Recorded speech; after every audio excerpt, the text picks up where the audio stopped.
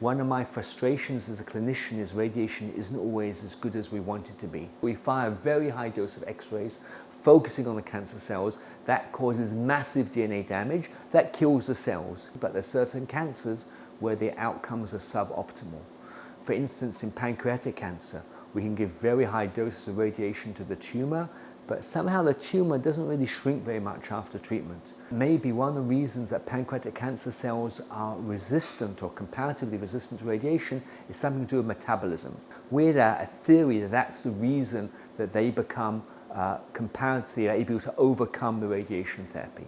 We worked for a number of years on that, and we showed that was indeed the case. We're focusing on the mitochondria. What are the mitochondria? These are little power stations within the cell that produce lots of energy. They do other things as well. You need energy for anything you want to do with the cell, if it's repairing DNA damage or replicating.